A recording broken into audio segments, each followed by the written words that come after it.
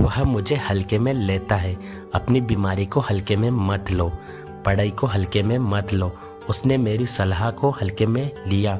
तो गाइस इस तरह के सेंटेंसेस जो कि हमें हमारी डेली लाइफ में बहुत बार इनका यूज़ करना होता है और अक्सर आप लोगों ने हिंदी में इनका यूज़ किया भी होगा और बहुत बार सुना भी होगा। सो डोंट वरी गाइस, आज की इस वीडियो में मैं आप लोगों को सिखाने वाला हूँ कि इन्हें इंग्लिश में कैसे बोला जाता है।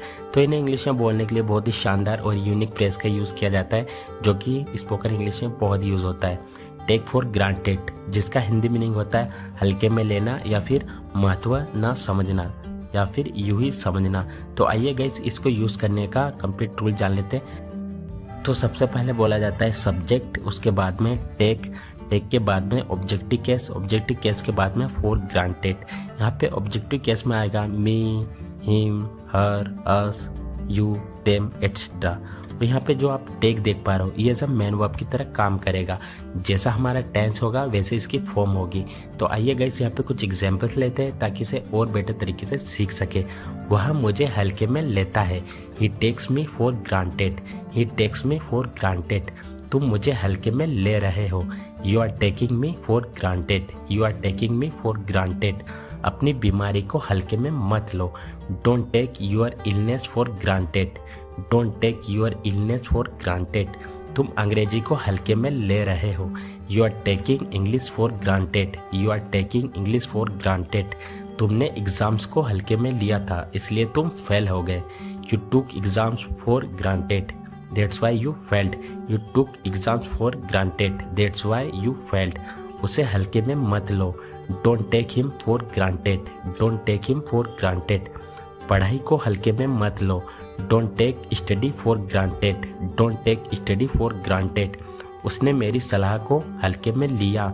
ही took my advice for granted, he took my advice for granted. आप मेरी पढ़ाई को हल्के में ले रहे हो। You are taking my study for granted, you are taking my study for granted. वह हमेशा अपने काम में मगन रहती है।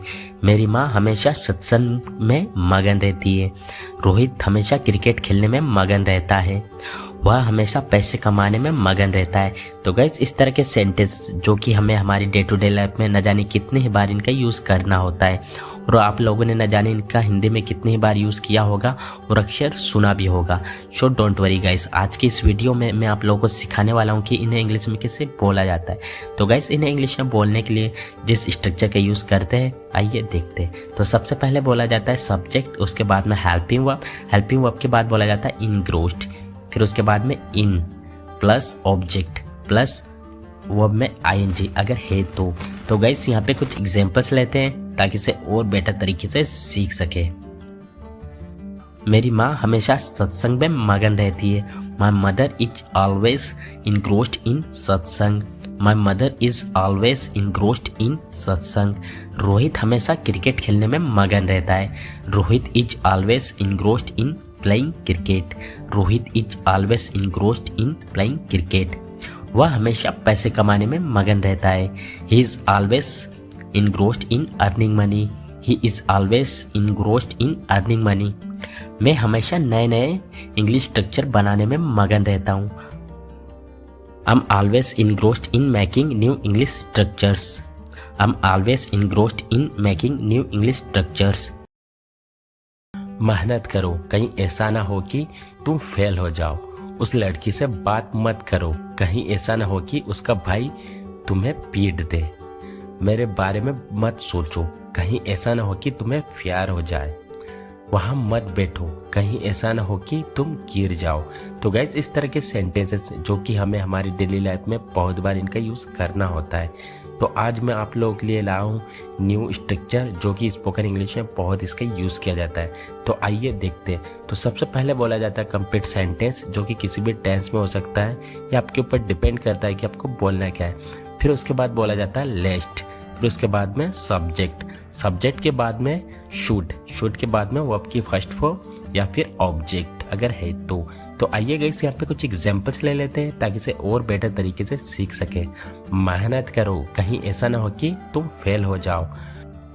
Work hard लेस्ट you should fail, work hard लेस्ट you should fail. उस लड़की से बात मत करो, कहीं ऐसा ना हो कि उसका भाई तुम्हें पीट दे। Don't talk to that girl lest her brother should beat you. Don't talk to that girl lest her brother should beat you.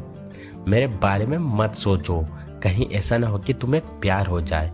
Don't think about me लेस्ट you should fall in love. Don't think about me लेस्ट you should fall in love. वहाँ मत बैठो, कहीं ऐसा ना हो कि तुम गिर जाओ। Don't sit there lest you should fall down. Don't sit there lest you should fall down. धीरे बोलो, कहीं ऐसा ना हो कि वह सुन ले। Speak slowly lest he should hear. Speak slowly lest he should here.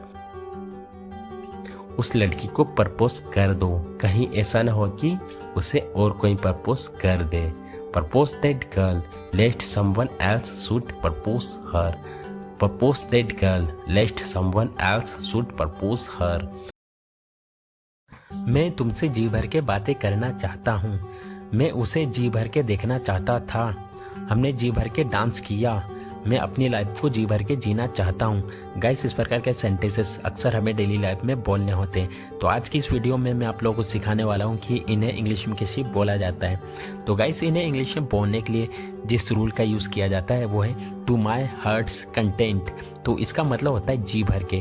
तो चलिए इसका कंप्लीट रूल जान लेते हैं। सबसे पहले लिखेंगे कंप्लीट सेंटेंस, जो कि किसी भी टेंस में हो सकता है। ये आपके ऊपर डिपेंड करता है कि आपको कहना क्या है। फिर उसके बाद लिखेंगे to my heart's content. Guys, हर सेंटेंस में माई नहीं आएगा। माई की जगह कोई और पॉजेसिव एडजेक्टिव आएगा, जैसे कि your, his, her, our, their etcetera. तो चलिए गाइस, यहाँ पे कुछ एग्जांपल्स ले लेते हैं ताकि इसे और बेहतर तरीके से सीख सके। मैं तुमसे जी भर के बातें करना चाहता हूँ। I want to talk to you to my heart's content. I want to talk to you to my heart's content. मैं उसे जी भर के देखना चाहता था। I wanted to see her my heart's content. I wanted to see her my heart's content. हमने जी भर के डांस किया। We danced to our heart's content. We dance to our heart's content. मैं अपनी लाइफ को जी भर के जीना चाहता हूँ। I want to live my life to my heart's content. I want to live my life to my heart's content. उस दिन मैंने जी भर के बातें की। On that day I talk to my heart's content. On that day I talk to my heart's content. मैं जी भर के सोना चाहता हूँ। I want to sleep to my heart's content. I want to sleep to my heart's content. वहाँ मैंने जी भर के मिठाइयाँ खाई। I ate sweet there to my heart's content. I ate sweet there to my heart's content. तुम यहाँ जी भर के रुक सकते हो, मतलब कि तुम यहाँ पर जी भर के रुक सकते हो जितना आप रुकना चाहो। You can stay here to your heart's content. You can stay here to your heart's content. तो गाइस, आज के लिए बस इतना ही। अगर आपको वीडियो अच्छा लगा है तो वीडियो को लाइक करें, साथ ही साथ में चैनल को सब्सक्राइब करना ना भूलें।